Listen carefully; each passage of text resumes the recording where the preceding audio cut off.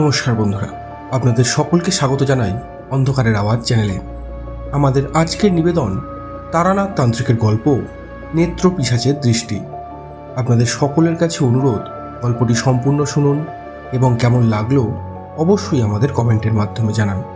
তাহলে চলুন শুরু করা যাক তারানাথ তান্ত্রিকের গল্প নেত্র পিশাচের দৃষ্টি।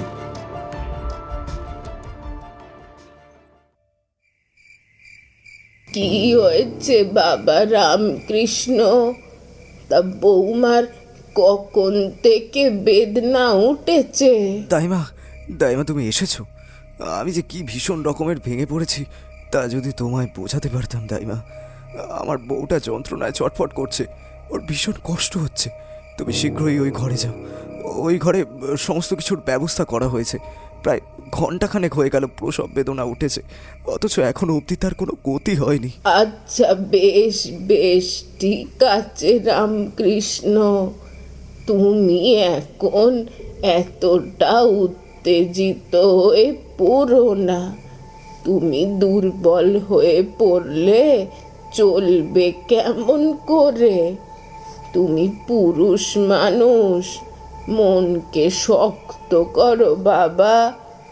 তুমি আমায় খবর পাঠিয়েছিলে, সেজন্যেই তড়িঘড়ি হাতের সব কাজ ফেলে আমি ছুটে এলাম তোমার বাড়ি। ও বাবা, শীঘ্র একটু গরম জলের ব্যবস্থা করো।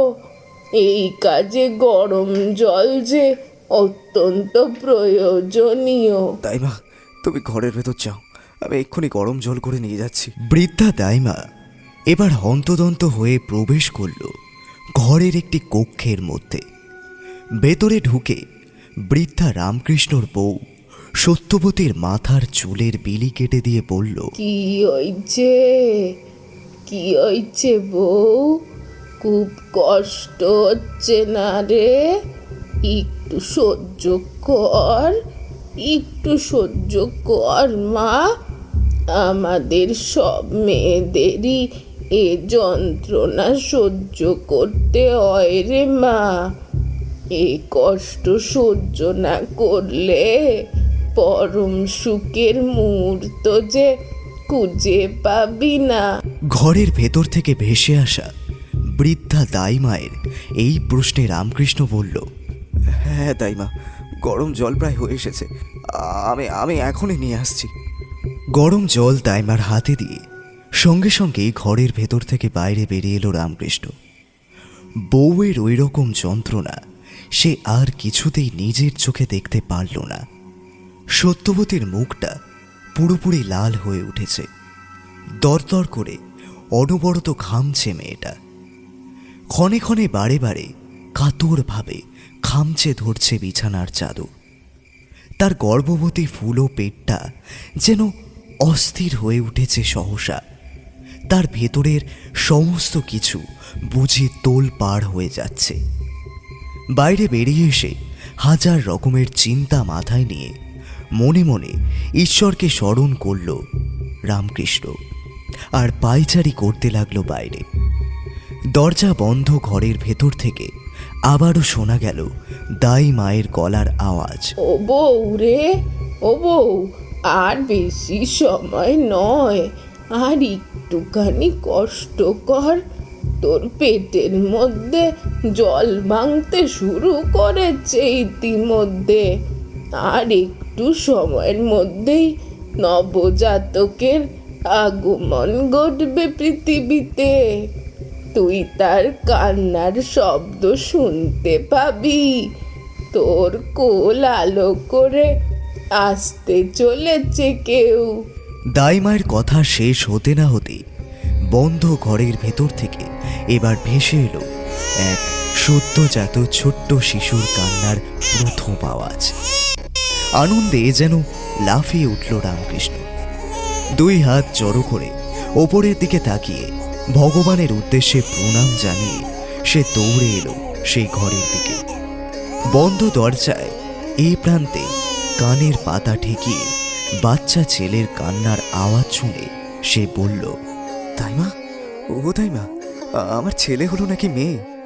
ঘরের ভেতর থেকে হাসতে হাসতে দাইমা বলল, আজ থেকে তুমি বাবা হয়ে গেলে রামকৃষ্ণ।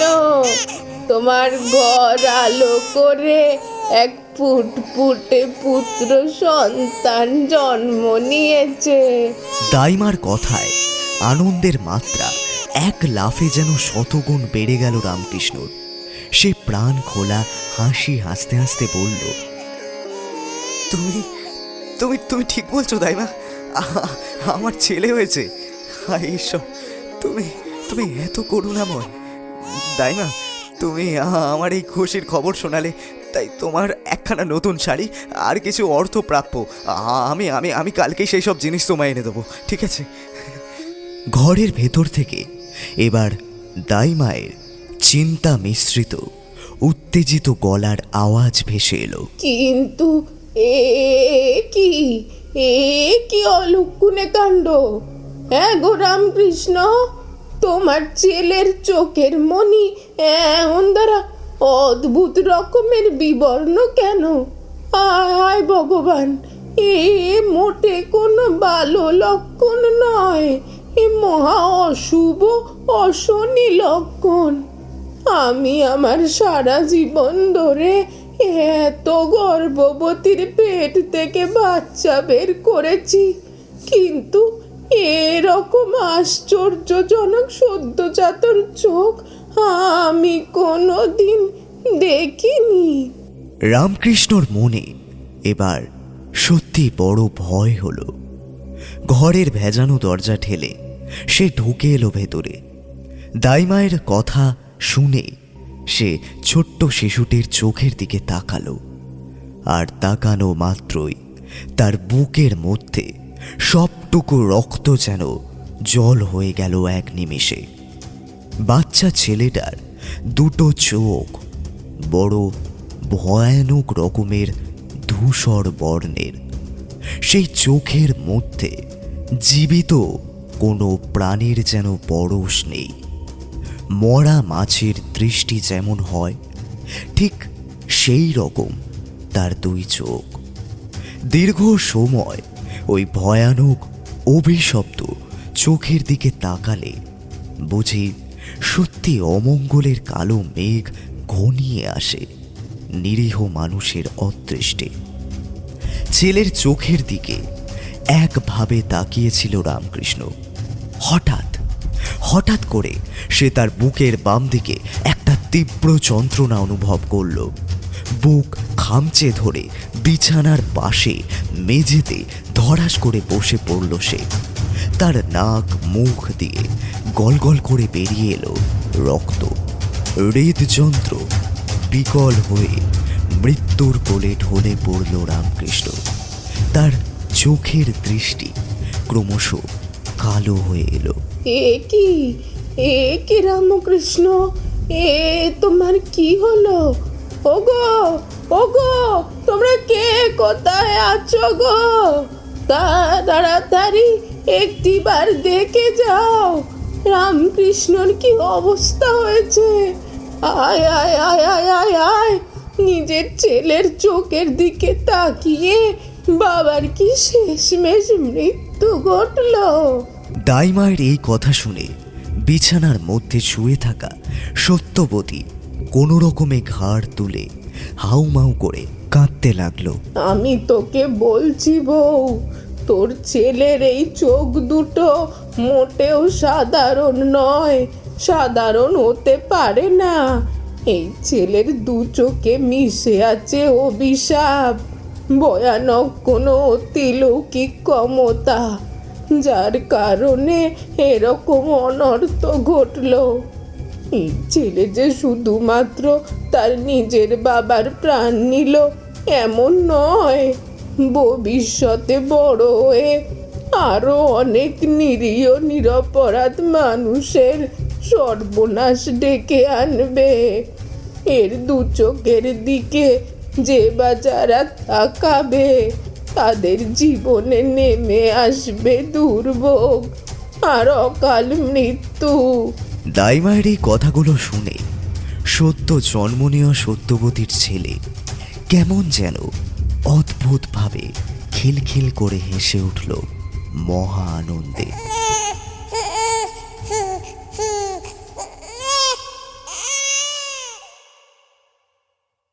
এখন ভরা বর্ষাকাল, আষাঢ় মাস হবার দরুন সবসময় আকাশের মুখ ভীষণ ভার। গোটা আকাশ জুড়ে ছড়িয়ে রয়েছে কেবলই মেঘের সামিয়ানা। মাঝে মধ্যেই ঝিমঝিম করে বৃষ্টি শুরু হচ্ছে, তো আবার কখনো ঝমঝম করে মুষলধারে নেমে আসছে জলের ফোঁটা। রবিবার হওয়ার কারণে আজ আমাদের ছুটির দিন। হাতে সেরকম কোনো কাজ না থাকায় বাড়িতে বসেই আছি সম্পূর্ণ একাকী। এইরকমই দিনগুলো আমার কিংবা কিশোরী, আমাদের উভয়ের কাছে অত্যন্ত বিরক্তিকর। সঠিকভাবে সময় কাটানোর কোনো উপায় আমাদের জানা নেই। না না, একটু ভুল বললাম, হয়তো জানা রয়েছে কেবলমাত্র একটি উপায়, আর সেটা হলো মঠ লেনে ঠাকুরমশাইয়ের বাড়ি যাওয়া। এরকম বৃষ্টি বাদলার দিনে আদিভৌতিক গা ছমছমে অলৌকিক সব গল্প শুনতে বেশ ভালো লাগে। উপযুক্ত পরিবেশের সাথে সেই সমস্ত কাহিনী যেন পুরোপুরি খাপ খেয়ে যায়। কিশোরী ঠাকুরমশাইয়ের বলা ওই সমস্ত কাহিনীগুলোকে তার অতীত জীবনে ঘটা বাস্তব ঘটনা বলে বিশ্বাস করে না, কিন্তু সেগুলো গল্পের আকারে শুনতে আমাদের ভীষণ ভালো লাগে। ঠাকুরমশাইয়ের গল্প বলার মধ্যে একটা আলাদাই যেন ব্যাপার রয়েছে। তার গল্প একবার শুনতে বসলে সেই গল্প শেষ না হওয়া পর্যন্ত কিছুতেই উঠে আসা যায় না। দেওয়ালে টাঙানো ঘড়ির দিকে একবার তাকিয়ে মনে মনে সিদ্ধান্ত নিলাম, একবার ঠাকুরমশাইয়ের বাড়ি থেকে ঘুরে এলে নেহাত মন্দ হয় না। যেমন ভাবনা তেমন কাজ। সঙ্গে সঙ্গে একটা ছাতা বের করে ছাতা মাথার উপর মেলে ধরে জলমগ্ন রাস্তা দিয়ে হাঁটতে শুরু করলাম। মোড়ের মাথায় এসে পৌঁছাতে না পৌঁছাতেই দেখলাম কিশোরী চায়ের দোকানে বসে চা পানে অত্যন্ত ব্যস্ত। আমাকে দেখতে পেয়ে সহসা তার মুখে একটা ঝলমলে হাসির উল্লাস ফুটে উঠল। সে হাতের ইশারা করে আমার উদ্দেশ্যে উচ্চ কণ্ঠে হাঁক ছাড়ল, বলল, আরে আরে বিভূতি যে, এই যে এদিকে চায়ের দোকানে এসো। কিশোরীর কথা শুনে আমি এগিয়ে গেলাম সেই চায়ের দোকানের দিকে। আমায় পেয়ে অত্যন্ত খুশি হয়ে হাসতে হাসতে সে বলল, আমি তোমার বাড়ি যাচ্ছিলাম, তবে যাওয়ার আগে এই চায়ের দোকানে একটু চা খেতে বসেছিলাম। ওমা, তারপরেই রাস্তার দিকে চোখ যেতেই দেখি তুমিও ছাতা মাথা দিয়ে এগিয়ে এসেছো এদিকে। বেশ ভালোই হলো, আমাকে আর তোমার বাড়ি যেতে হলো না। বিভূতি বসো, আমি 2 ভার চা বলছি, আর একবার বরং চা খাওয়া যাক। কিশোরীর কথা শুনে আমি চায়ের দোকানের বেঞ্চের ফাঁকা অংশটায় এসে বসলাম। কিশোরী দোকানদারের উদ্দেশ্যে 2 ভাঁড় চা আর আমাদের দুজনের জন্য 2টো সিগারেট দিতে বলল। স্বল্প কিছুটা সময়ের মধ্যেই দোকানদার চায়ের ভাঁড় তার হাতে তুলে দিলে একটা ভাঁড় সে আমার দিকে বাড়িয়ে দিয়ে বলল, এই নাও ভাই, গরম গরম একটু চা খেয়ে নাও। এমন বৃষ্টি ভেজা ঠান্ডার দিনে গরম চা খেতে ভীষণ ভালোই লাগে। চা খাওয়া শেষ হলে আমরা মাটির ভাঁড় ছুঁড়ে ফেলে দিয়ে সিগারেটে আগুন ধরিয়ে টান দিতে লাগলাম। কিশোরী ধোঁয়া ছেড়ে বলল, চলো ভাই বিভূতি, এবার বরং একটিবার ঠাকুরমশাইয়ের বাড়ি যাওয়া যাক। মাঝের বেশ কিছুদিন যাওয়া হয়নি, সেই কবে গেছিলাম বলো? বহুদিন ঠাকুরমশাইয়ের কোনো গল্পও শোনা হয়নি, তাই না? চলো যাওয়া যাক। একটানা এত দূর অব্দি বলে কিশোরী চায়ের দোকানের দাম মিটিয়ে দিয়ে বেরিয়ে এলো দোকান ছেড়ে। আমি ঠাকুরমশাইয়ের জন্য 20 পয়সা দিয়ে একটা পাসিং শো সিগারেটের প্যাকেট কিনে নিলাম। পাসিং শো সিগারেট ঠাকুরমশাইয়ের অত্যন্ত পছন্দের। এই সিগারেট ছাড়া তিনি কিছুতেই গল্প বলে উঠতে পারেন না। তাই আমরা প্রত্যেকবার যাওয়ার সময় আমাদের সঙ্গে করে 1 প্যাকেট সিগারেট নিয়ে যাই। তবে আমাদের কাছ থেকে সিগারেটের প্যাকেট নিতে তিনি মুখে কিঞ্চিত আপত্তি করলেও অন্তরে যে ভীষণ আনন্দিত হন তা আমরা বিলক্ষণ বুঝতে পারি। সিগারেটের প্যাকেট নিয়ে আমিও নেমে এলাম রাস্তায়। তারপর দুই বন্ধু মিলে ছাতা মাথায় দিয়ে মনের সুখে গল্প গুজব করতে করতে হাঁটা লাগালাম মটলেনের উদ্দেশ্যে। ঠাকুরমশাই, বলি ও ঠাকুরমশাই, গৃহে আছেন নাকি? দয়া করে একটিবার দরজাটি খুলুন। আমি কিশোরী, আমরা এসেছি। ঠাকুরমশাইয়ের গৃহের সদর দরজার সামনে এসে থমকে দাঁড়ালাম আমরা। কিশোরী বন্ধ দরজার কড়া নেড়ে উচ্চ কণ্ঠে কথাগুলো বলল। কিশোরীর কথা বাড়ির ভেতরে পৌঁছানো মাত্রই তারানাথ তান্ত্রিকের মেয়ে চারি বাইরে বেরিয়ে এসে সদরের দরজার আগল খুলে দিয়ে আমাদের দেখে হেসে হেসে বলল, আরে কাকা বাবুরা যে, আসুন আসুন, ভেতরে ঢুকে আসুন। মাঝে বেশ কিছুদিন আপনারা আর এদিকে আসেননি, আজ এসেছেন দেখে এত খুশি হলাম যে কি বলবো। চারির কথা শুনে আমি আর কিশোরী এবার সদরের চৌকাঠ পেরিয়ে ঢুকে এলাম ঘরের ভেতর। আমার ঢুকে আসার সাথে সাথেই ঠাকুরমশাইয়ের ছোট্ট কন্যা চারি পুনরায় সদরের দরজা বন্ধ করে দিল। আমরা এগিয়ে এলাম দাওয়ার দিকে। উঠানের এক কোণে জুতো আর ভিজে ছাতা জোড়া নামিয়ে রেখে উপরে উঠে এলাম। দাওয়ায় রাখা তক্তপোষের ওপর এসে বসা মাত্রই ঠাকুরমশাই আমাদের গলার আওয়াজ পেয়ে বেরিয়ে এলেন নিজের ঘর থেকে। আমাদের দিকে তাকিয়ে তিনি এক উজ্জ্বল হাসি হেসে বললেন, বেশ ভালোই হয়েছে আজ তোমরা এসেছ। তোমাদের দেখে ভারী খুশি হলাম। জমি আড্ডা দেওয়া যাবে আজকের এই বৃষ্টি ভেজা শীতল দিনে। চারি, ও মা চারি, আমাদের তিনজনের জন্য 3 পেয়ালা চা করে আনতো মা। চা ছাড়া গল্পের আসর যে একেবারেই জমানো যাবে না।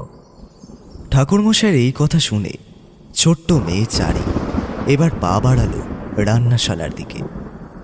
আমি ঠাকুরমশাইয়ের জন্য কিনে আনা পাসিং শো সিগারেটের প্যাকেটখানা বের করে তা বাড়িয়ে দিলাম ঠাকুরমশাইয়ের দিকে। পছন্দের সিগারেট প্যাকেটটা দেখা মাত্রই আনন্দে তার মুখ একেবারে ঝলমল করে উঠল। আজ আর কোনোরূপ বিন্দুমাত্র আপত্তি করলেন না তিনি। আমার হাত থেকে সিগারেটের প্যাকেটখানা নিয়ে তার মধ্যে থেকে একটা সিগারেট বের করে ঠোঁটের 2 ফাঁকে তা চেপে ধরে একটি দেশলাই কাঠি জ্বালিয়ে আগুন ধরালেন। তারপর লম্বা লম্বা টান দিতে লাগলেন মনের সুখে। আর মাঝে মাঝে ছাইদানি হিসাবে ব্যবহৃত নারকেলের আধ ভাঙা মালায় আঙুলের সামান্য চাপে ঝেড়ে ফেললেন সিগারেটের মধ্যে জমতে থাকা সবটুকু ছাই। মাঝে মধ্যেই গুড়গুড় শব্দে কালো আকাশের মধ্যে থেকে ভেসে আসছে মেঘের গর্জন। যত সময় এগিয়ে চলল ততই যেন চারপাশ অন্ধকার হয়ে এলো। প্রকৃতির এই ঘনঘটা বড়ই ভালো লাগে। তারানাথের এই অতিলৌকিক জগৎটা যেন আরও আরও ভয়ানক হয়ে ওঠে। বৃষ্টির মাত্রা তিলে তিলে বাড়তে লাগলো। এ নিন কাকা বাবু, আমি আপনাদের 3 জনের জন্য গরম গরম চা আর সাথে কিছু ছোলা কলাই ভাজা নিয়ে এসেছি। বাহ চারিমা, সত্যি তোমার জবাব নেই। এই তক্তপোষের উপর রেখে দাও। কিশোরীর কথা শুনে তক্তপোষের ওপর সব কিছু নামিয়ে রেখে পুনরায় চলে গেল রান্নাশালার দিকে হাতের বাকি কাজ সম্পন্ন করতে।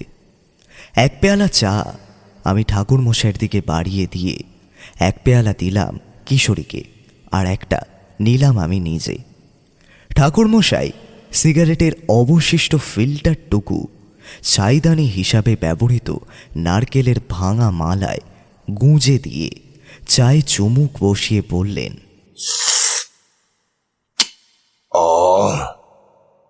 তো কিশোরী, এবার একটা বেশ ভালো গল্প বলতে হবে। কি তাই তো? ঠাকুরমশাইয়ের এই কথা শুনে কিশোরী আমার দিকে তাকালো। তার চোখ জুড়ে যেন আনন্দের জোয়ার বইছে। এই যে মেঘনা চাইতে জল হওয়ার মতো একটা বিষয়, ঠাকুরমশাই নিজে থেকে আমাদের গল্প শোনানোর কথা বলছেন, এ সত্যি পরম সৌভাগ্যের ব্যাপার। কিশোরী তড়িঘড়ি উত্তরে বলল, হ্যাঁ ঠাকুরমশাই, তাহলে তো সত্যিই ভালো হয়। একটা বেশ চমচমাট গোছের গল্প শোনান তো দেখি। আমি কি আর জানি না যে তোমরা কেন বারবার আমার বাড়ি আসো? আরে সে তো ওই গল্প শোনার টানেই। তাই আমি কি তোমাদের গল্প না শুনিয়ে ছাড়তে পারি হে? এই কথা বলে ঠাকুরমশাই এবার পুরোপুরি চুপ হয়ে গেলেন। তার এই লক্ষণ আমি কিংবা কিশোরী আমরা দুজনেই খুব ভালোভাবেই চিনি। তিনি অতীতের স্মৃতি রোমন্থন করে তুলে আনার চেষ্টা করেন কোনো এক ভয়ানক ঘটনার কথা। নিজের মনে সবটা গুছিয়ে নিয়ে এরপর বলতে আরম্ভ করলেন আজকের কাহিনী। আজ আমি তোমাদের যে ঘটনার কথা বলতে চলেছি তাই সময়ের নয়, বরং আজকে থেকে বহু বহু বছর আগে। অবশ্য তখন আমি কাল ভৈরব কিংবা মধুসুন্দরী দেবীর দেখা পেয়ে গিয়েছিলাম। মধুসুন্দরী দেবীর কৃপায় আমার মধ্যে একাধিক শক্তির সঞ্চার ঘটেছিল। দেবী আমায় আশীর্বাদ করেছিলেন যে আমার কোনোদিনও কখনোই ভাত কাপড়ের অভাব হবে না। তাই তো মাথার মধ্যে থেকে সমস্ত কিছু চিন্তা ভাবনা ঝেড়ে ফেলে সম্পূর্ণ ভবঘুরের মতো উদ্দেশ্যহীনভাবে ঘুরে বেরিয়েছি দেশের বিভিন্ন প্রান্তে। দিনের পর দিন, সপ্তাহের পর সপ্তাহ, এমনকি মাসের পর মাস কাটিয়ে দিয়েছি কেবলমাত্র ঈশ্বরের উপর ভরসা রেখে অচেনা অজানা গ্রামগঞ্জে। চলতি পথে যে সমস্ত বিপদগ্রস্ত মানুষদের সাথে আমার মোলাকাত হয়েছে, আমি সব সময় চেষ্টা করেছি আমার সর্বশক্তি দিয়ে তাদের সে বিপদ ভঞ্জন করার। এই আদেশ ছিল আমার গুরুদেবের। জীবনভর আমি গুরুদেবের সে আদেশ পালন করার চেষ্টা করেছি। একবার আমি হাঁটতে হাঁটতে গিয়ে পৌঁছেছিলাম ভবানীপুর নামের এক গাঁয়ে। গ্রামের রাস্তা দিয়ে হাঁটার সময় আমার সাথে পথে দেখা হলো এক যুবকের। সে দৌড়ে এসে আমার পদতলে লুটিয়ে পড়ে আমায় প্রণাম করে বলল, আগে পেন নাম হই ঠাকুর মশাই, আমায় আপনি চিনতে পারছেন? আমার নাম কমলাকান্ত। সেইবার সেই ফরিদপুরে আপনার সাথে আমার পরিচয় হয়েছিল। আপনি আমায় একখানা তাবিজ দিয়েছিলেন, বলেছিলেন আমার সামনে নাকি সমূহ কোনো এক বিপদ রয়েছে, যে বিপদ থেকে আপনার দেওয়া ওই তাবিজ রক্ষা করবে আমায়। ঠাকুরমশাই, আমি আপনার ঘরেও গিয়েছি কয়েকবার। এত দূর অব্দি না বললেও হতো, কারণ ততক্ষণে আমি সেই যুবককে খুব ভালোভাবেই চিনতে পেরে গিয়েছি। আমি তার কাঁধ ধরে তাকে তুলে দাঁড় করিয়ে মাথায় হাত দিয়ে আশীর্বাদ করে বললাম, হ্যাঁ কমলাকান্ত, আমি তোমায় চিনতে পেরেছি, কিন্তু এইভাবে কেউ রাস্তায় ধুলোয় গড়াগড়ি খেয়ে প্রণাম করে? হ্যাঁ, ঈশ্বর তোমার মঙ্গল করুন। তা তোমার খবর কি? সবকিছু কুশল মঙ্গল তো? এটাই বুঝি তোমার গ্রাম? আগে হ্যাঁ ঠাকুরমশাই, ঈশ্বরের কৃপা এবং আপনাদের মতো গুণী মানুষদের আশীর্বাদে সব কিছুই কুশল মঙ্গল রয়েছে। হ্যাঁ, এই ভবানীপুরেই হলো আমার গ্রাম। আমি এখানেই থাকি ঠাকুরমশাই। আজ হঠাৎ আপনি এখানে উপস্থিত হইলেন যে, আমি আপনাকে দেখে এত অবাক হয়ে গিয়েছিলাম যে কি বলবো। কমলাকান্তের এই কথায় আমি সৌজন্যমূলক কিছুটা হেসে বললাম, তুমি তো আমাকে চেনো কমলাকান্ত, আমি তো এরকমই স্বভাবের মানুষ। নানান অচেনা অজানা জায়গায় ঘুরে ঘুরে বেড়ানোই তো আমার কাজ। হাঁটতে হাঁটতে এদিকে এসে পড়েছি আজ। তবে এই ভবানীপুরে এসে তোমার সাথে যে এইভাবে দেখা হয়ে যাবে তা সত্যিই আমার জানা ছিল না। কমলাকান্ত দুই হাত জড়িয়ে ধরে অনুরোধের ভঙ্গিমায় কাতর কণ্ঠে এবার বলল, ঠাকুরমশাই, আপনি যখন একবার এসে পৌঁছেছেন তখন কিছুতেই আপনাকে ছাড়বো না।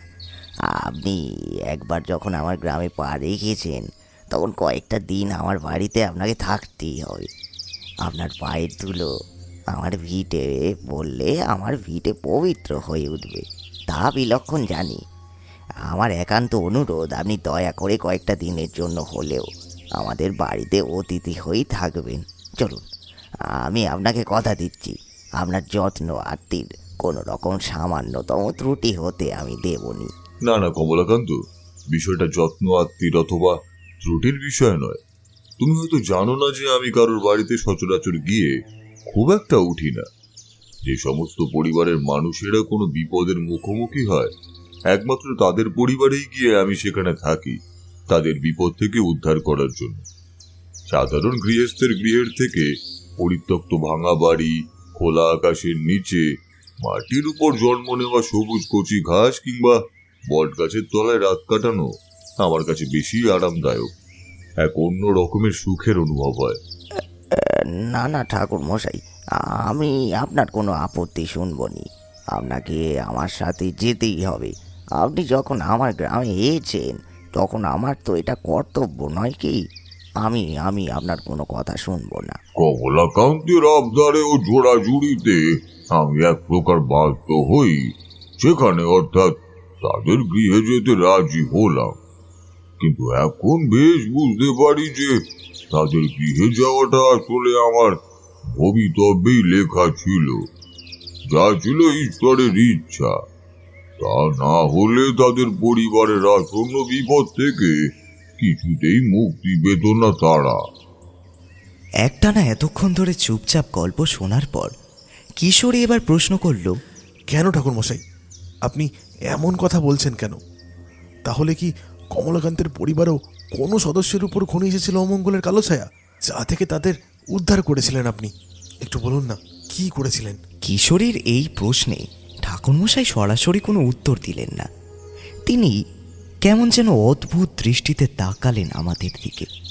তারপর গম্ভীর স্বরে তিনি থেমে থেমে বললেন, কমলাকান্তের সাথে আমি এবার রওনা দিলাম তার গৃহের উদ্দেশ্যে। বেশ কিছুটা পথ হাঁটার পর তার গৃহের সামনে এসে উপস্থিত হলাম আমি। কমলাকান্ত দুই হাত জড়ো করে আহ্বানের সুরে বলল, আসুন ঠাকুর মশাই, ওই যে হলো আমার ঘর। গরিবের ঘরে আপনাকে স্বাগত জানাই। তার এহেন কথা শুনে আমি খানিকটা রেগে গিয়ে বললাম, আহ, এ তুমি কি কথা বললে হে কমলাকান্ত? গরিব বড় লোকের ভেদাভেদ অন্তত আমার কাছে নেই। আমার চোখে প্রত্যেক মানুষই সমান। আমার আসলে সেই কথা বলার কোনো উদ্দেশ্য ছিল নি। আমায় মার্জনা করবেন ঠাকুর মশাই। আসলে আমি ভুলে গিয়েছিলাম যে আপনি আমাদের মতো কোনো সাধারণ মানুষ নন। আপনার মন এই অনন্ত আকাশের মতো বড় এবং উদার। আমি এবার কমলাকান্তের সাথে প্রবেশ করলাম তার গৃহে। কমলাকান্ত পরিচয় করিয়ে দিল তার স্ত্রী গীতার সাথে। গীতা ভারী লক্ষ্মী মেয়ে। সে মাথা ভরা ঘোমটা টেনে আমার দিকে এগিয়ে এসে ভক্তি ভরে প্রণাম করতেই যাচ্ছিল, কিন্তু আমি সে কার্য হতে তাকে বাধা দিয়েই বললাম, থাক মা থাক, এখন আর প্রণাম করতে হবে না। আমি এমনিতেই তোমাদের আশীর্বাদ করছি, সুখী হও তোমরা। ঈশ্বর তোমাদের মঙ্গল করুন। এরপর আমার সাথে মোলাকাত হলো কমলাকান্তের ছোট্ট মেয়ে রিনির সঙ্গে। বাচ্চা ফুটফুটে একটা মেয়ে বাড়িতে আসা নতুন অতিথি হিসেবে আমায় পেয়ে ভীষণই খুশি। আমায় জড়িয়ে ধরে সে কত গল্প করতে লাগলো, কত খেলার কথা, তার সঙ্গী সাথীদের কথা বলতে লাগলো। এইভাবেই কেটে গেল সেই বেলা। তবে আসল ঘটনা ঘটলো সন্ধ্যার সময়। একটানা এত দূর অব্দি গল্প বলার পর ঠাকুর মশাই এবার স্বল্প কিছুটা সময়ের জন্য থামলেন। তার চোখ মুখের অবস্থা দেখে বেশ বুঝতে পারলাম যে এবার তার একটু গড়গড়ায় টান দেওয়ার ইচ্ছা জেগেছে। তিনি আমাদের দিকে তাকিয়ে মুখ বিকৃত করে বললেন, তোমরা এখানে একটু বসো। হে, আমি একবার ঘরের ভেতর থেকে ঘুরে আসছি। আর একটিও বাক্য ব্যয় না করে ঠাকুরমশাই এবার সোজা প্রবেশ করলেন কক্ষের ভিতরে। আমি আর কিশোরী একে অপরের দিকে মুখ চাওয়াচাই করে বসে থাকলাম বেশ কিছুক্ষণ। এই সাময়িক বিরতিতে কিশোরীর মনটা যে বেশ বিরক্ত হয়েছে তা তার চোখ মুখের অভিব্যক্তি দেখলেই বিলক্ষণ বোধগম্য হলো। কিন্তু আমাদের এতে কিছুই করার নেই। ঠাকুরমশাইয়ের গড়গড়ায় টান দিতে হয় গল্পের আসর চলাকালীন, না হলে গল্প বলায় তিনি ঠিক সুখ এবং স্বাচ্ছন্দ্য খুঁজে পান না। কেমন যেন ছন্দ পতন লাগে তার সমস্ত কিছুতে। কিশোরী অবসন্ন দৃষ্টিতে তাকালো বাইরের দিকে। আমি তার মনের ভাবগতিক বুঝে তার কাঁধে হাত রেখে তাকে বললাম, ওহে ভাই কিশোরী, এত ভেঙে পড়ছ কেন? ঠাকুরমশাই কেবলমাত্র গড়গড়া সাজাতে ভিতরে গিয়েছেন, এক্ষুনি চলে আসবেন কিছুটা সময়ের মধ্যে। কাহিনীর পরবর্তী অংশ তখন তো বলবেন, তাতে এত মন খারাপের কি আছে? নাও নাও, এই সময় এই সুযোগে আমরা বরং একটু ধূমপান করতে আরম্ভ করি। আমার কথাগুলো শুনে কিশোরীর মন থেকে সেই অবসন্ন ভাবটা যেন কিছুটা হলেও কেটে গেছে। কোমরের ধুতির সাথে গুঁজে রাখা সিগারেটের প্যাকেট বের করে দুটো সিগারেট তুলে নিয়ে সে নিজে নিল এবং অপর আর একটা আমাকে দিল। ঠাকুরমশাই ব্রাহ্মণ মানুষ এবং বয়সে আমাদের থেকে অনেকটাই বড়, তাই আজ অবধি আমরা কখনো তার সামনে ধূমপান করিনি।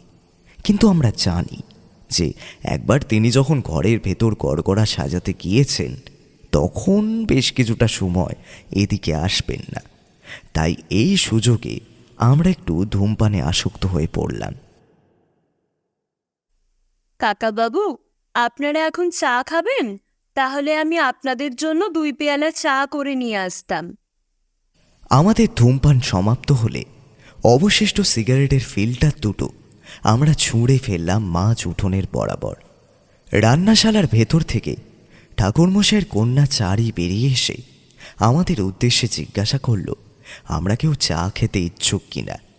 কিশোরী আর আমরা উভয়ই জানালাম যে এখন আর আমরা কেউই চা খাবো না। শুধু শুধু আমাদের জন্য মেয়েটাকে এত ব্যতিব্যস্ত করে তোলার কোনো মানেই হয় না। চারি আমাদের উভয়ের উত্তর শুনে পুনরায় প্রবেশ করল রান্নাশালার দিকে, তার বাকি অন্যান্য কাজ করতে। আর এদিকে ঘরের ভেতর থেকে জ্বলন্ত গড়গড়া হাতে নিয়ে নেশাতুর লাল লাল চোখ মেলে এগিয়ে এলেন তারানাথ চক্রবর্তী তথা তারানাথ তান্ত্রিক। গড়গড়া হাতে এগিয়ে এসে তক্তপোষের ফাঁকা অংশটায় তিনি আমাদের মুখোমুখি বেশ জুত করে বসলেন।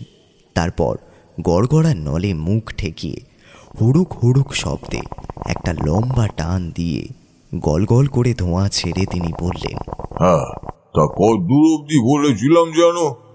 ওই তো ঠাকুরমশাই, আপনি বললেন আসল ঘটনাটা ঘটলো সেদিন ভবানীপুর গ্রামে কমলাকান্তের বাড়ি গিয়ে পৌঁছালেন আপনি। আর সেই দিন সন্ধেবেলায় এত দূর অবধি বলেছিলেন, কিন্তু সেই ঘটনাটা যে আসলে সত্যি কিনা তা আর বলেননি। ঠাকুরমশাই প্রশ্নের উত্তরে কথাগুলো কিশোরী লাফিয়ে বলে উঠল মাত্রাতিরিক্ত উত্তেজনার সাথে। ঠাকুরমশাই মৃদু হেসে বললেন, আচ্ছা, হ্যাঁ, আচ্ছা আচ্ছা, মনে পড়েছে, আর বলতে হবে না। আমি আর কিশোরী আমরা একটু গা ঘেঁষাঘেঁষি করে বসলাম। ঠাকুরমশাই বলতে শুরু করলেন গল্পের পরবর্তী অংশ। সেই দিন সন্ধ্যার সময় হঠাৎ করে গীতার কান্না শুনে আমার বুক কেঁপে উঠল একেবারে। আমি আর কমলাকান্ত ঘরের ভেতরে বসে নিজেদের মধ্যে টুকিটাকি নানান বিষয় নিয়ে গল্প গুজব করছিলাম। ঠিক এমন সময় বাইরে থেকে ভেসে এলো কমলাকান্তের স্ত্রী গীতার আকুলি বিকুলি কান্নার আওয়াজ। ওগো ওগো, আমার কি সর্বনাশ হয়ে গেল গো! তোমরা কে কোথায় আছো? তাড়াতাড়ি বাইরে বেরিয়ে এসো, দেখে যাও আমাদের কপাল পুড়েছে। বলি ও রিনির বাবা, কোথায় গেলে তুমি? তাড়াতাড়ি একবার বাইরে বেরিয়ে এসো, দেখো তোমার মেয়ে কি সব অলক্ষণে কথা বলছে। ঘরের ভেতর আমার সামনে বসে থাকা কমলাকান্তের দুই চোখ বিস্ফারিত হয়ে গেল। সে কোন রকমে আমার উদ্দেশ্যে থমথমে গলায় কাটা কাটা ভাবে বলল, কি হয়েছে বলুন তো ঠাকুর মশাই? এই গীতা এরকম ভাবে কান্নাকাটি করছে কেন? রিনির কিছু হয়নি তো? জানি না কমলাকান্ত, তুমিও যেখানে আমিও সেখানেই রয়েছি। চলো চলো, তাড়াতাড়ি বাইরে বেরিয়ে চলো। আমি আর কমলাকান্তের পর পড়ি মুড়ি করে দৌড়ে বেরিয়ে এলাম সেই কক্ষের বাহিরে। ততক্ষণে সদরের কাছে রীতিমতো বেশ কিছু মানুষের ভিড় জমে উঠেছে। সকলের ভিড় ঠেলে আমরা এগিয়ে গেলাম মধ্যেখানে, আর সেখানে যেতেই দেখলাম রাস্তার ধুলোর মধ্যে বসে পড়েছে গীতা, আর তার কোলে শুয়ে রয়েছে কমলাকান্ত এবং গীতার ছোট্ট মেয়ে রিনি। রিনির দুই চোখ বর্তমানে বন্ধ। মেয়েটাকে বুকের মধ্যে ঝাপটে ধরে ক্রমাগত ঝরঝর করে কেঁদে চলেছে গীতা। গীতার এই অবস্থা দেখে কমলাকান্তেরও পাগল পাড়া দশা হলো। সেও মাটির উপর বসে পড়ে স্ত্রীর উদ্দেশ্যে জিজ্ঞাসা করলো, এ কি এ কি গীতা, তুমি এভাবে কাঁদছো কেন? কি হয়েছে রিনির? ওর দুই চোখ এরকম ভাবে বুজে রয়েছে কেন? আর চুপ করে থেকো না গীতা, দয়া করে কিছু বলো। ভয়ে আমার হাত পা ঠান্ডা হয়ে যাচ্ছে। এরকম অবস্থায় চুপ করে থেকো না। কি হয়েছে বলো? স্বামীর এই সকল প্রশ্নপানে জর্জরিত হয়ে মেয়েটা অসহায় ভাবে সর্বশান্তের মতো আরো কেঁদে উঠল। তারপর কোনো ক্রমে বলল, আমাদের কপাল পুড়েছে গো, আমাদের কপাল পুড়েছে। রিনি আজ বিকেলে শেষ বেলায় নাকি এই ভবানীপুরের সেই পোড়ো ভাঙা মন্দিরে গিয়েছিল। তারপর সে চেতনা হারিয়ে অচৈতন্য হয়ে পড়েছে। গ্রামের কিছু মানুষ তাকে দিয়ে গেল আমাদের বাড়িতে। হায় হায় হায় হায় হায়, কি সর্বনাশ হলো গো! ঈশান কোণের ওই ভাঙা মন্দিরে যে সেই ভয়ানক সাধকের বাস, এবার কি আমাদের মেয়ের চরম সর্বনাশ ঘটে যাবে? আমরা কি আমাদের মেয়েকে চিরতরে হারিয়ে ফেলবো তবে? গীতার এই সকল কথা শুনে পাথরের মূর্তির ন্যায় স্থির হয়ে বসে পড়ল কমলাকান্ত। তার চোখ সম্পূর্ণ পলকহীন হয়ে গেল। কেমন যেন একটা ঘোরের মধ্যে তলিয়ে গেল সে। আমি তাকে নাড়া দিয়ে তার সম্বিত ফিরিয়ে বললাম, কমলাকান্ত, তোমাকে এখন শক্ত হতে হবে। এই সময় মনোবল হারিয়ে ফেললে চলবে না কিছুতেই। সন্ধ্যার অন্ধকার নেমে আসছে। কতক্ষণ আর এইভাবে বাইরে রাস্তায় ধুলে বসে থাকবে? উঠে দাঁড়াও, রিনিকে ঘরে নিয়ে চলো। গীতা, তোমাকেও বলছি, তুমি চোখের জল মোছো। মায়ের চোখের জল মেয়ের জন্য অকল্যাণ ডেকে আনবে। তোমরা ঘরের ভেতরে চলো আগে, তারপর না হয় বাকি সমস্ত কিছু আমি শুনবো তোমাদের মুখ থেকে। ধীরে ধীরে গ্রামবাসীদের ভিড় সেই স্থান থেকে ফ্যাকাশে হয়ে এলো।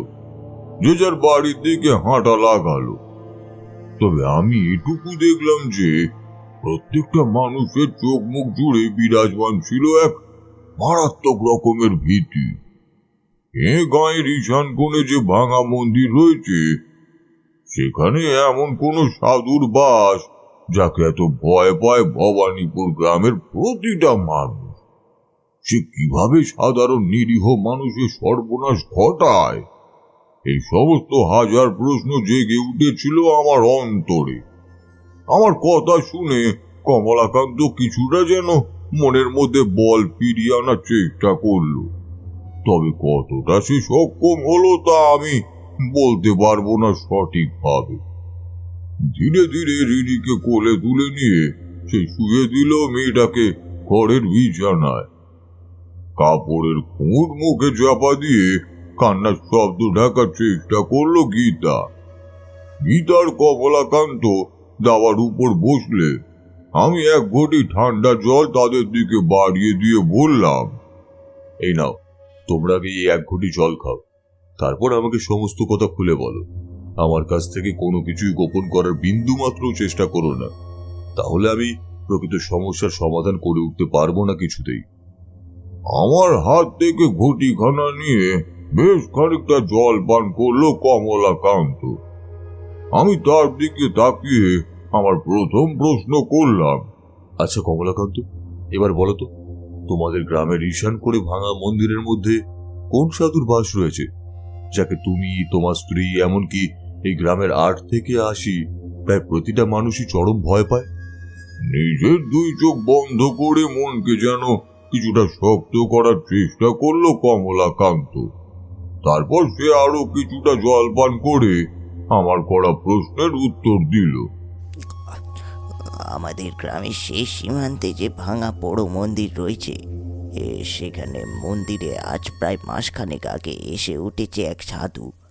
সেই সাধুর প্রকৃত নাম কি, কোথায় তার বাড়ি, কি বা তার বংশ পরিচয়, এই সমস্ত কিছু আমরা কেউই জানি না।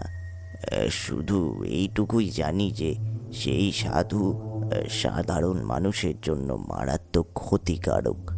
সেই সাধু সাক্ষাৎ যমদূতের ন্যায় কাজ করে। যে তার সান্নিধ্যে চায়, সে নিরীহ মানুষের মৃত্যু অনিবার্য। কমলাকান্তের উদ্দেশ্যে আমি এবার আমার দ্বিতীয় প্রশ্ন করলাম। কেন কমলাকান্ত, সেই সাধুর মধ্যে কি এমন মারাত্মক শক্তি রয়েছে যা দিয়ে সে নিরীহ মানুষদের সর্বনাশ ঘটাতে সক্ষম হয়? তার চোখ ঠাকুর মশাই, তার 2 চোখ, তার 2 অদ্ভুত চোখের মধ্যে জমায়েত রয়েছে সকল অপশক্তি, অশুভ শক্তি। তার সেই চোখ পুরোপুরি বিবর্ণ, সেখানে মনি বলে কিচ্ছু নেই। সেই চোখের দিকে অপলক দৃষ্টিতে যে বা যারা তাকায় তাদেরই সর্বনেশ ঘটে ঠাকুর, সর্বনেশ ঘটে। লোকে বলে সে নাকি বক্র দৃষ্টি সম্পন্ন এক ব্যক্তি।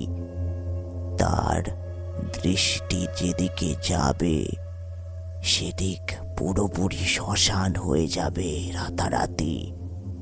সেই সাধু আসার পর থেকে যে বা যারা তার মুখোমুখি হয়েছে, তার সেই ভয়ানক চোখের সাথে দৃষ্টি মিলিয়েছে, তাদেরই মৃত্যু ঘটেছে ঠাকুর।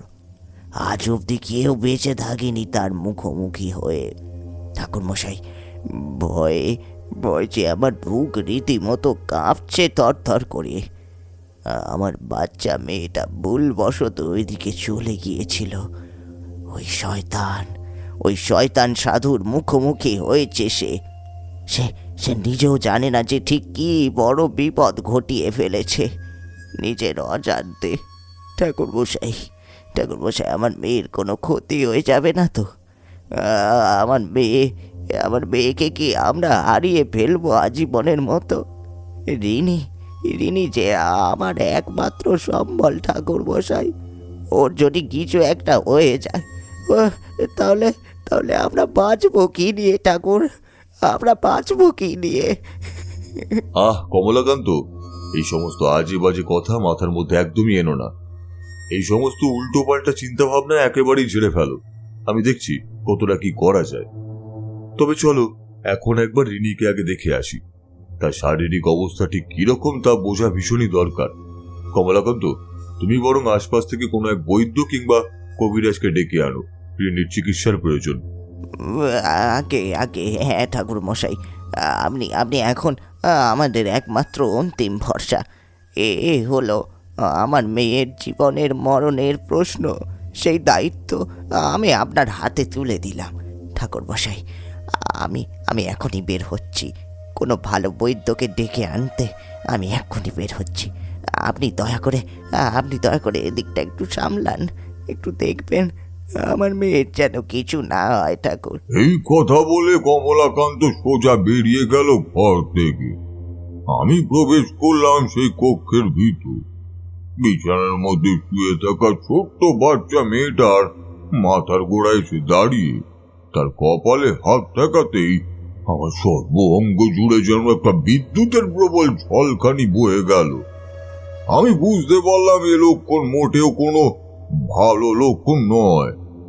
কাল ভৈরবের উদ্দেশ্যে প্রার্থনা জানালাম এই বাচ্চা মেয়েটাকে সম্পূর্ণ বিপদ মুক্ত করে সুরক্ষিত রাখার কামনা জানিয়ে ডান হাতের বৃদ্ধাঙ্গুষ্ঠ চেপে ধরলাম ঋণীর মধ্য ললাটে। তারপর ভিড় করে মন্ত্র পড়তে লাগলাম। সে যে সামান্য কোনো মন্ত্র নয়, মহাশক্তিশালী সাক্ষাৎ বীজ মন্ত্র। বেশ অনেকটা সময় পেরিয়ে যাবার পর রাত্রি ক্রমে গভীর হলে কমলাকান্ত একজন বৈদ্যকে নিয়ে এলো। বৈদ্য দেখে কিছু পথ্যও দিয়ে গেলেন। ঋণীর গোটা শরীর যেন একেবারে পুড়ে যাচ্ছে আগুনে। গীতা মেয়ের মাথায় জলপট্টি দিতে লাগলো সমানে। আমি কমলাকান্তকে একাকী ডেকে বললাম, কমলাকান্ত, আজ এখন রাত হয়ে গেছে, তাই আর যাবার কোনো উপায় নেই। তবে কাল সকালে ভোরের আলো ফুটলেই তুমি আর আমি মিলে এই গ্রামের ঈশান কোণে যে ভাঙা পরিত্যক্ত মন্দির রয়েছে সেখানে যাব। সেই মন্দিরে বসবাসকারী ওই সাধকের সাথে আমায় দেখা করতেই হবে।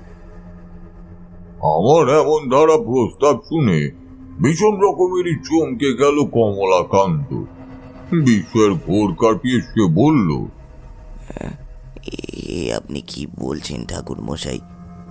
সেই সাধকের চোখের দৃষ্টি যে ঠিক কতটা ভয়ানক তা তো আমি আপনাকে বলেছি। সবকিছু শোনার পরে আপনি সেখানে যেতে চান? আপনার যদি কোনো একটা বিপদ হয়ে যায়? কমলাকান্ত, অযথা মূর্খের মতন কথা বলো না। আমি আমার সাথে ঘটে যাওয়া কোনো কিছু নিয়ে এই বিন্দুমাত্র ভাবি না। ভাবলে এই জায়গায় আসতে পারতাম না। আমাকে যেভাবেই হোক তোমার মেয়েকে বাঁচাতেই হবে, এবং সেই সাধকের ওই অশুভ দৃষ্টির কোনো একটা ব্যবস্থা করতেই হবে। আর তা করতে হলে আমাকে তার মুখোমুখি হওয়াটা অত্যন্তই প্রয়োজন। যথাজ্ঞা ঠাকুর মশাই, আপনার আদেশ আমার শিরোধার্য। কাল সকালে তাহলে আমি আর আপনি বরং রওনা দেব আমাদের গ্রামের ঈশান কোণে থাকা সেই পরিত্যক্ত ভাঙা মন্দিরের উদ্দেশ্যে। তবে আপনার যেন কিছু না হয়। আমি চাই না এই গ্রামে এসে আমার কোনো পরিচিত মানুষের কিছু ক্ষতি হয়ে যাক। আমি চাই না।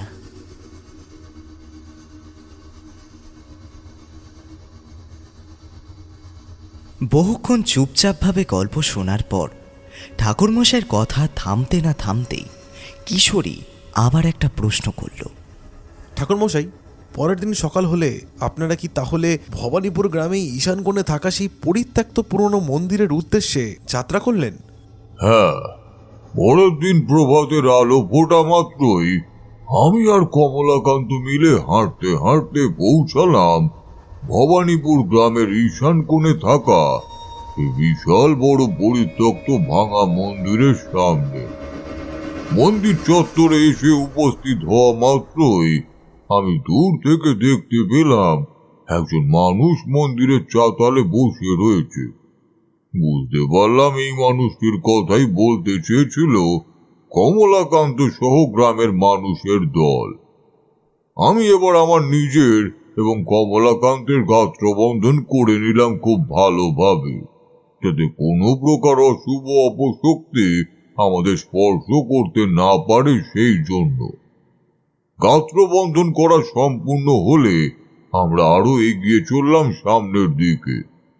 হাঁটতে হাঁটতে সামনে যাওয়া মাত্রই সেই লোকটা আমাদের উপস্থিতি টের পেয়ে উঠে দাঁড়ালো শটান। তারপর আমাদের উদ্দেশ্যে গাম্ভীর্যপূর্ণ ভারী কণ্ঠস্বরে বলল, কারা কারা তোমরা? এখানে কেন এসেছো? জানো না এই স্থানে আমি থাকি? এখানে আসতে নেই, এই জায়গা নিষিদ্ধ। ফিরে যাও এক্ষুনি, না হলে তোমাদের সর্বনাশ ঘটে যাবে, চরম সর্বনাশ। লোকটার বলা কথাগুলো ধরন দেখে আমার মনে হলো সে যেন আমাদের ভয় দেখাতে চাইছে না, বরং চাইছে আমাদের সাবধান করতে, সতর্ক করতে। আমরা নিজেদের বিপদ যাতে নিজেরা না ডেকে আনি সেই কারণে। আচ্ছা, সেই মানুষটির একটু বর্ণনা তোমাদের দেওয়া যাক, এতে তোমাদের বুঝতে সুবিধা হবে যে সে আসলে ঠিক কিরকম দেখতে ছিল। লোকটির মাথা ভরা একরাশ চুল। দীর্ঘদিন যাবৎ চুলের সঠিক যত্ন নেওয়ার কারণে সে লম্বা চুল কুচকে গুটিয়ে বট গাছের ঝুড়ির মতন এলোমেলো অগুছালো ভাবে নেমে এসেছে মাথা হতে ঘাড়ে, এমনকি বুকের কাছাকাছি। লোকটির মুখে রয়েছে হালকা দাড়ি গোফের আস্তরণ। তবে যেই জিনিসটা তার মধ্যে তাকালে প্রথম দৃষ্টি আকর্ষণ করে সেটা হলো তার দুই চোখ। তার দুই চোখ ভীষণ রকমের উজ্জ্বল এবং বিবর্ণ। তার দুই চোখের দিকে দীর্ঘক্ষণ একভাবে তাকিয়ে থাকলে যে কোনো সাধারণ মানুষ সম্মোহিত হয়ে যেতে পারে। তার চোখের মধ্যে যেন পাতালের নরক লোকের দ্বার উন্মোচিত হয়। তার ওই দুই চোখের মধ্যে যেন লুকিয়ে রয়েছে ভয়ানক কোনো বিভীষিকা। আমাদের সঙ্গে গাত্রবন্ধন করা ছিল তাই, না হলে তার দৃষ্টি আমাদের দুজনেরই যে চরম ক্ষতি করত তা আমি বেশ বুঝতে পেরেছিলাম। আমি এবার আমার নিজের পরিচয় দিয়ে বললাম, আমার নাম তারানাথ চক্রবর্তী, তবে পঞ্চজনে আমায় তারানাথ তান্ত্রিক নামেই ডাকে। তুমি কে? কেন এখানে এসেছো? কি কারণে নিরীহ মানুষের ক্ষতি করছো তুমি? আমার কথা শুনে সে হাউমাউ করে কেঁদে ফেলল।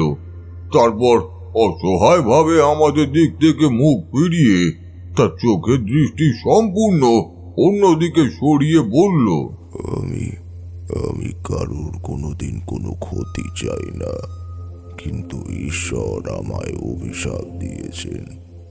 আমার এই চোখের দিকে যে বা যারা তাকায় তাদের সর্বনাশ ঘটে।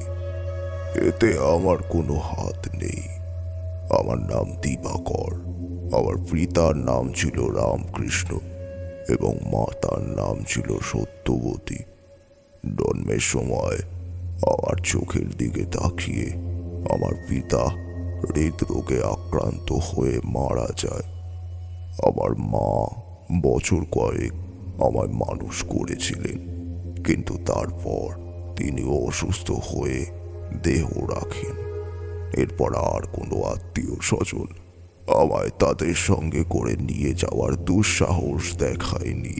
ছোট থেকেই আমার এই চোখ এবং চোখের দৃষ্টি ভীষণ ভয় পেত সাধারণ মানুষেরা। আমি এবার সম্পূর্ণ একলা অবস্থায় এদিক ওদিক ঘুরে বেড়াতে শুরু করলাম। আত্মহত্যা মহাপাপ, তাই কোনোদিনও আত্মহত্যা করার চেষ্টা করতে পারিনি।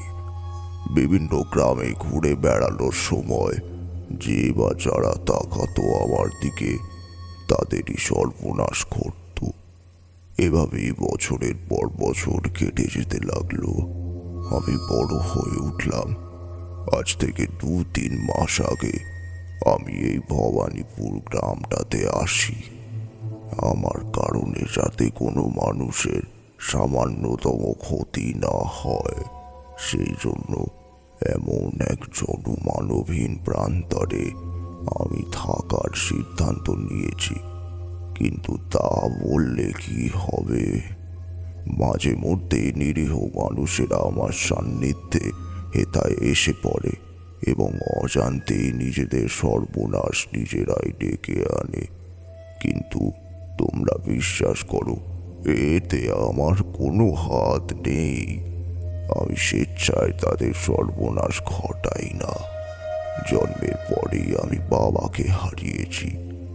আমার চোখের দিকে তাকিয়ে মারা গিয়েছে আমার মা। না না জানি আরো কত শত মানুষের মৃত্যুর কারণ আমার এই দুই চোখ। মাঝে মধ্যে মনে হয় রাগের মাথায় এই চোখ দুটো যেন খুবলে বের করে নি, কিন্তু নিজের হাতে তা করতে পারি না কিছুতেই। কোন পাপ যে করেছিলাম তা জানি না, যার শাস্তি স্বরূপ ঈশ্বর আমায় দিয়েছেন এরকম সর্বনাশা দৃষ্টিতে পরিপূর্ণ একজোড়া চোখ। দিবাকরের কথা শুনে আমার ভীষণই কষ্ট হলো। আমি এবার তার উদ্দেশ্যে শান্ত গলায় কোমল সুরেই বললাম, দিবাকর, তুমি তোমার দুই নয়ন বন্ধ করে এখানে চুপচাপ বসো শান্ত হয়ে, এতটুকু নড়াচড়া করবে না। আমি টুকিটাকি কিছু জ্যোতিষবিদ্যা জানি, তাই দিয়ে চেষ্টা করব তোমার অতীতের কথা জানতে। আমার কথা শুনে দিবাকর এবার নিজের দুই চোখ বন্ধ করে চুপচাপ স্থির হয়ে বসে রইল। আমি তার সামনে গিয়ে মুখোমুখি বসে আমার ডান হাতের বৃদ্ধাংশ তার কপালের মধ্যে চেপে ধরে দুই নয়ন মুদিত করলাম। বেশ খানিকক্ষণ পর চোখের পাতা খুলে আমি বললাম, দিবাকর, গত জন্মে তুমি এক নাম করা কুখ্যাত ডাকাতের ছেলে ছিলে। সেই জন্মে তুমি শত শত নিরীহ মানুষকে হত্যা করেছো নির্মমভাবে, বিভিন্ন নারীকে ভোগ করে তাদের সতীত্ব নষ্ট করেছো, দিন দরিদ্র মানুষের সবকিছু লুণ্ঠন করে তাদের সর্বশান্ত করে দিয়েছো। তাদের কান্না চোখের জলের দাম দিতে হচ্ছে তোমায় এই জন্মে। গত জন্মের যাবতীয় পাপের ফল তুমি ভোগ করছো। ঈশ্বর তোমায় এরকম এক চোখ দিয়েছে যার দৃষ্টি অতি ভয়ানক। তোমাকে এই জন্মে প্রত্যেকটা মানুষ ঘৃণা করে, ভয় পায়, কেউ ভালোবাসে না, স্নেহ করে না। দিবাকর চোখ বন্ধ করে রেখেই কাঁদতে কাঁদতে করুণ সুরে বলল, এবার তাহলে আমার কি হবে? আমার কি এভাবে এই জীবন শেষ হয়ে যাবে? আমার দুই চোখ এভাবে ভয়ানক অভিশাপগ্রস্ত থাকবে কি? আমার চোখের ক্ষতিকারক দৃষ্টি থেকে মুক্তি পাওয়ার কি কোনো উপায় নেই? উপায় আছে দিবাকর, উপায় আছে। তুমি এতদিন ধরে যা শাস্তি পেয়েছো তাই যথেষ্ট। এবার তোমার দুই চোখের দৃষ্টি সম্পূর্ণভাবে স্বাভাবিক হয়ে যাবে। তোমার চোখের দৃষ্টি আর কোনো মানুষের জন্য অমঙ্গল ডেকে আনবে না। উপায়? কি সেই উপায়? তুমি চোখের পাতা খুলে সরাসরি আমার দিকে, আমার চোখে চোখ রেখে তাকাও, এটাই হলো সেই উপায়। আমার কথাগুলো শুনে দিবাকর যেন আঁতকে উঠল। সে থমথমে গলায় ঠক ঠক করে কাঁপতে কাঁপতে বলল, এসব কি বলছো তুমি? আমি যদি তোমার দিকে তাকাই তাহলে তোমার সর্বনাশ ঘটে যাবে, তোমার মৃত্যু অবধি ঘটতে পারে। আমি কিছুতেই তা করতে পারি না। আমি তোমায় আমার দিকে তাকাতে বলেছি দিবাকর, তুমি আমার কথা শুনতে বাধ্য। আমার যদি মৃত্যু ঘটে তাহলে সেই মৃত্যু হবে আমার স্বেচ্ছা মৃত্যু। সেই মৃত্যুতে তোমার বিন্দু মাত্র কোনো দায় নেই। তুমি আমার চোখের দিকে তাকাও, তাকাও দিবাকর, তাকাও, ভগবানের দোহাই তুমি তাকাও।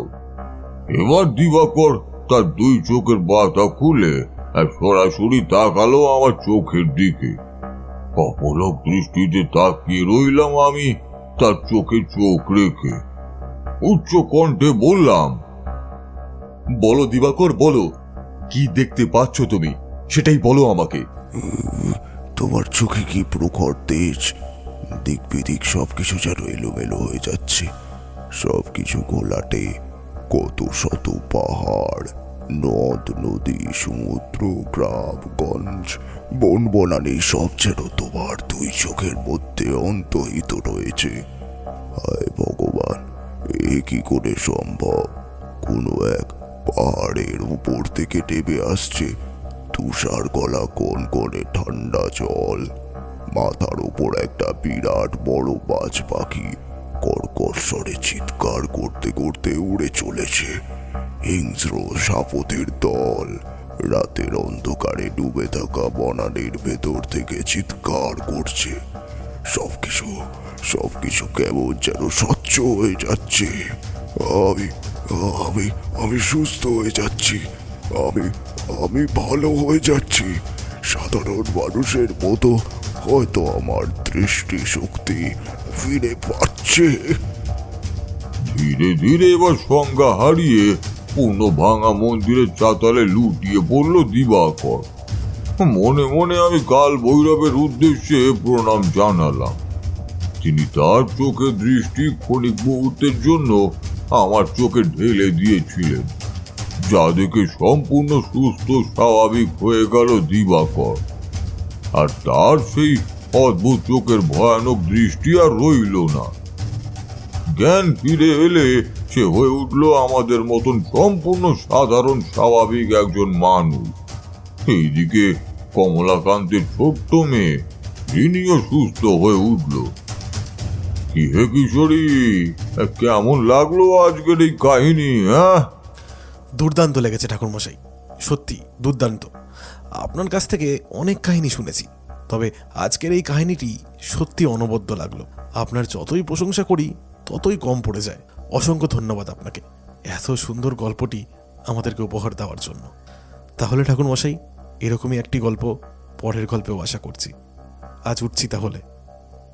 চলো ভাইয়া কিশোরী, আজকের মতো গল্প তো এখানেই শেষ। এবার তাহলে ওঠা যাক নাকি? হ্যাঁ চলো ঠাকুরমশাই, আজকের মতো এলাম। তাহলে আবার অন্য কোনো একদিন আসবো না হয়? আচ্ছা আচ্ছা, বেশ বেশ, ঠিক আছে, এসো তবে সাবধানে যেও। ঠাকুরমশাইয়ের কাছ থেকে বিদায় নিয়ে আমি আর কিশোরী এবার বেরিয়ে এলাম তার গৃহের বাইরে। মটলের রাস্তায় তখনও বৃষ্টি হয়ে চলেছে সমানে। ছাতা মাথায় দিয়ে জলমগ্ন রাস্তার বুকে ছপ ছপ শব্দ তুলে আমরা হাঁটতে শুরু করলাম আমাদের নিজেদের গন্তব্যের উদ্দেশ্যে।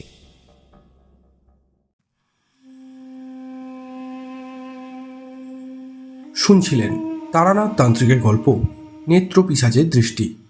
গল্পটি আপনাদের কেমন লাগলো অবশ্যই আমাদের কমেন্টের মাধ্যমে জানান। যদি ভালো লেগে থাকে তাহলে একটি লাইক করবেন এবং এই রকম আরও গল্প শুনতে সাবস্ক্রাইব করতে পারেন অন্ধকারের আওয়াজ। দেখা হবে পরবর্তী একটি ভিডিওতে। ততক্ষণের জন্য সবাই ভালো থাকুন, সুস্থ থাকুন।